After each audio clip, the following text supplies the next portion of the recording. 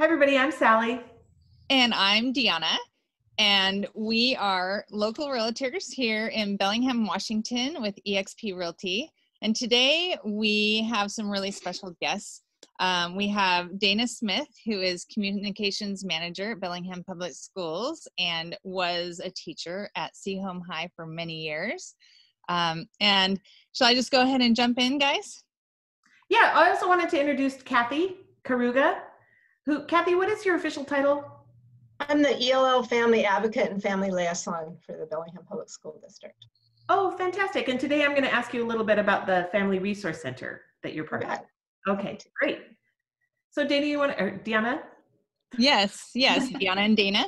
Yeah. So Dana, I have 3 students in the Bellingham Public School District, so I know a little bit about how that transition came over from, all of a sudden being in a school building to having to come home and figure out how to get lessons to students, how to get teachers, in the right space in order to, give that technology, the lessons to the students. And just wondering if you could share some of how did that all come to be? You did it so fast, and from a parent's perspective, it really was quite flawless. And, and I'm sure it was a mess in the back maybe, but in the front, Yeah, well, that's so kind to hear. I love to hear that, Deanna, because I got to be on that back end and watched so many people working so hard to really figure out how do you take a system of education. I think the superintendent of public instruction talked about how we've spent really about a century building our public school system to look the way it does now, with our wraparound services for kids and our, not just our teachers and administrators, but all the other support staff like counselors and occupational therapists and physical therapists and student success coordinators and food services and all the things that we do within the school system. And then we had it felt like about a day and a half to figure out how to do it completely differently. Yeah. So it's been, for better or for worse, the whole state and a lot of the country is in it together. So I think it has really shown just exactly how flexible and smart and creative educators are, because they stepped back and the superintendent or the governor said, our priorities are safety, food, childcare access, and then remote learning. So he said, focus on these 3 first, and that's what we did. And that's where I know Kathe's going to be able to talk about how the Family Resource Center has been incredibly important for those. And then behind the scenes, we had a lot of our teacher leaders and our administrators all saying, okay, for remote learning, we've got our 6th through 12th graders have their devices at home, or can take them home, but we know we're going to need to help some families with internet access and stability and that kind of stuff. And then for our younger learners, what's that going to look like? And so it really has been an incredibly collaborative process that we're still working at the kinks of, but when you figure it's only been 2 months, I think, or not even, I think we're doing pretty well. And I'm with you, Deanna. I've got the parent side of it too, with a middle schooler and a high schooler. And then my husband is the principal at one of our elementaries, Alderwood, up on the north end of town. So we kind of have this interesting, different slices of the district. And I obviously am biased because I've worked in this district a long time and I have a huge amount of respect for my colleagues and our leaders, but the love and the care and literally the blood, sweat, and tears that have gone into what we've tried to provide equitably and kindly and empathetically to families, not just the learning pieces, but also, what other resources do you need? Is it mental health? What can we provide in that way? The food boxes, the computers and the internet access, and trying to just say we can't be what we were, but we're going to be the best of what we can be right now, has been just kind of humbling to watch. And our community has also been so supportive. So thank you out there to our families who are trusting us, because that's big. And then also we couldn't have started where we did if we hadn't had the support of the community for our technology levies over the last few years too, because we wouldn't have had those devices in hand with even the short notice we did to say, take your computer home and then wait to see what's going to happen next. So we would just like to extend, and Dr. Baker says this too, thank you to our community for the trust and the grace and the patience that you've extended to us as we've tried to figure out how to navigate this whole new situation. So is that what, anything else I can add, or did I miss anything, Deanna? Well, I think it's great, for all of us, like there's so many moving parts that we don't think about on, that families in need, the food part, there's just so, you think education is just education and sending your kids to school, but it's so much more to everyone, to the community also, and it's true, the community has to give back as well when that time comes to vote to, what are we going to do, so it's impressive. I'm going to have to keep not getting emotional here today. I know. I know. I've gotten to sit in with a lot of teachers lately in different meetings and things, and just I'd say the common thing everybody's saying is like, we're doing our best and we just miss our kids. Like, school is about relationships.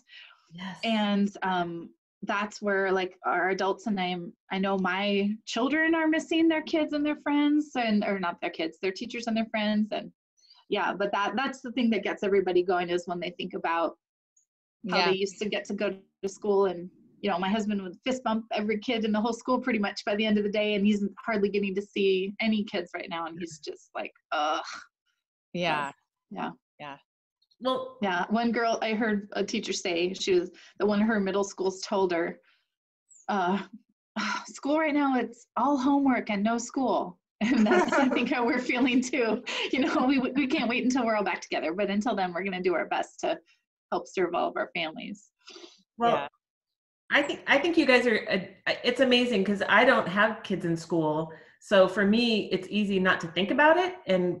But when you start really looking at all of the services that you guys are providing, because it's not just a few hours a day that kids need support to make sure they're educated properly. It's 24 hours a day, making sure they have a safe home where they can get rest and they can get support and all of that stuff. It's so important. And that's why I was so excited to learn about the Family Resource Center. So Kathe is here to talk about the Family Resource Center, which is located in a little cubicle, right? In the It's in a portable next to Shuxon, and I really think that the Family Resource Center is actually, it's a hub for a great team. So when Dana's talked about relationships, and I think the reason that we've been really successful with this quick changeover is because of the relationships that we have with our community and with our families. So the family engagement team, one of my roles is to do a lot of home visits and meet and greet and support people that have different barriers, especially language barriers. The Resource Center is for everyone, not just people that speak other languages. But because of those relationships, that Resource Center is a place where we always have Spanish speakers, because that's our largest other language other than English in the district. And it's a place where people know where it's at, so they can come and access resources. So the Resource Center itself was not really known to a lot of people before this. Wouldn't you agree with that, Dana? I mean, it was used by a lot of our families, but it has opened up it has created relationships with other families that we really didn't know were on the edge, or families that never had to access things before. So it's been really a blessing to be able to bring light to that Resource Center, which is a resource center for the entire district. We were able, it's not a large team, it's 5 people actually. Sometimes I think people think we're 100, but we're 5. And we made calls to every single one of our non-English speaking families with interpreters, or if we had the language, to check to see what the barriers were, where they were at, and then check back with them. And it was interesting how in a week's time things flipped to the first week, I'm okay. By the second week, I'm not doing so well. By the third week, life has completely fallen apart. And like Dana was saying, it's like, it is emotional. It's emotional to hear the stories, and then just as emotional to get the support. The community has been phenomenal. I mean, it's always been phenomenal, but it's stepped up in a way that is just, you know, it's overwhelming. So what we provide there are personal care items. Well, actually, I should backtrack. The district set up a online system so that families, teachers, or staff can go into the system and request certain items. It might be food. It might not just be where are the food banks, but how do I access food if I have a barrier, I don't have a car. So we set up a point person that actually makes sure that she picks up food bank boxes and gets volunteers to deliver them to doorsteps. If that family needs personal care items, those get delivered to the doorstep as well. If the family needs help with rent, we don't have a lot of money for rent, but we're working on it to help those stopgaps. We have teachers that have given away their stimulus checks to pay rents. I mean, it's just, that breaks my heart. It does. I mean, it's either I'm crying because I feel bad for someone, or I'm crying because I'm happy for someone. Like I'm mess at the end of the day, but it's just amazing.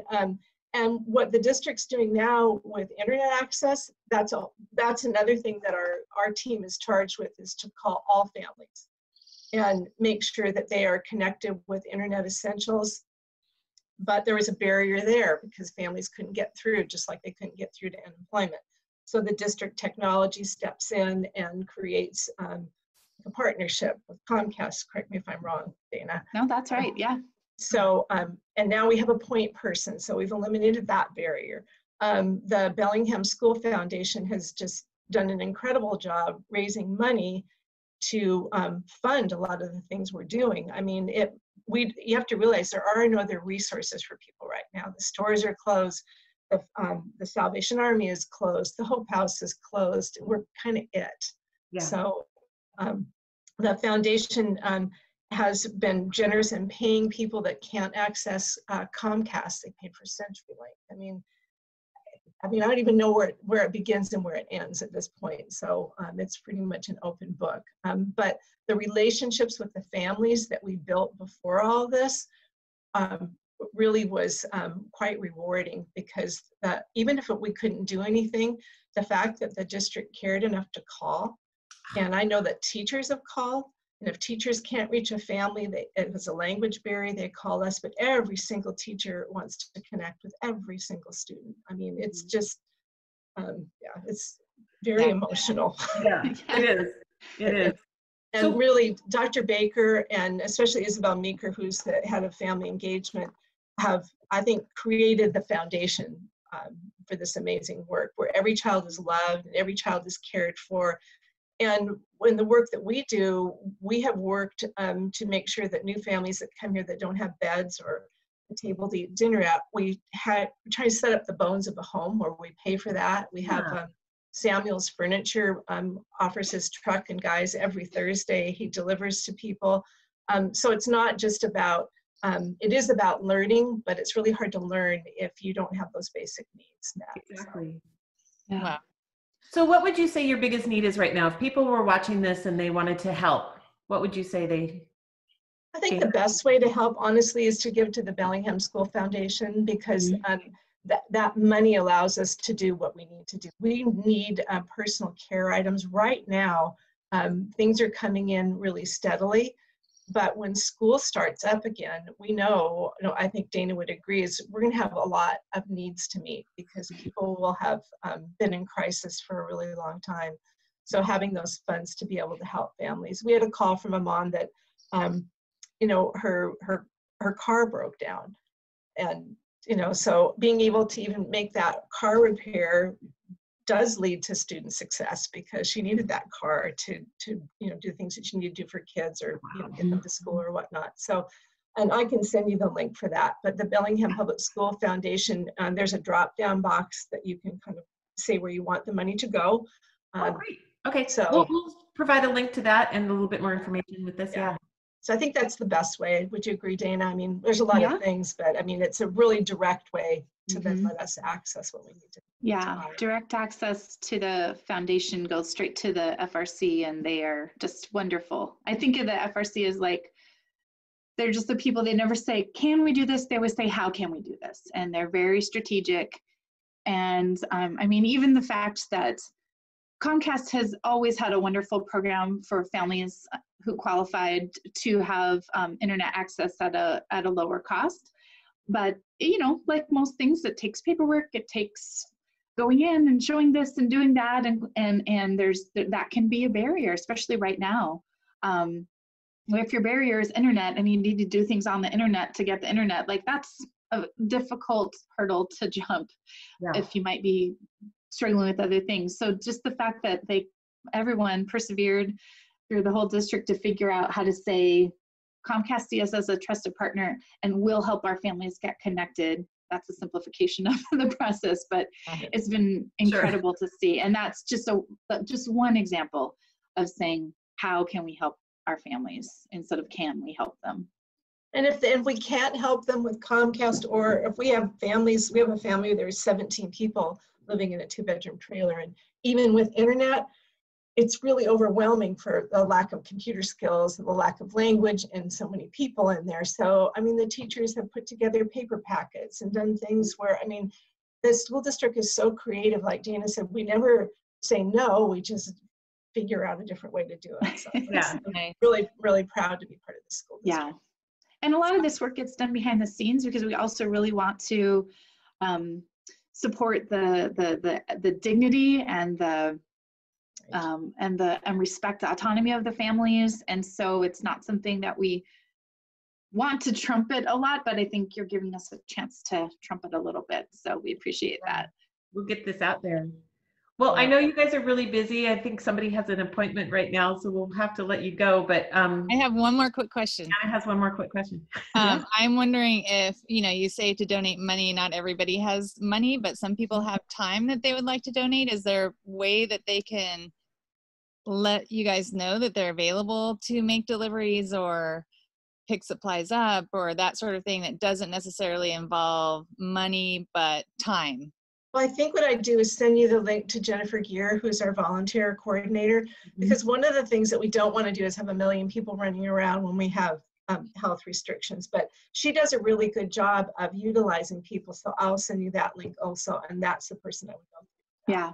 And right now, for folks that have kids at home, I think your first job is to make sure that your family is taken care of and figure out what you can do to support learning, whether that's the learning menus or the homework coming home from teachers, or whether that's, if you're in the position to take that walk or learn more about your community right now, like that's what we would hope to do. Take care of yourself, reach out for help if you need it, because even families who might be in the position to donate money might have other needs that their counselors or their teachers could support kids and families with, because, for every family we're hearing from that's saying like, these menus are great, we want more to do. We've got other families saying, I can't do it all because I'm a nurse and my husband's a first responder and we're just making it day to day, even though we've got a home and we've got internet and we're good to go. So we just want everybody to be taking care of themselves and their kids so that when they come back to us, and we're so excited for that,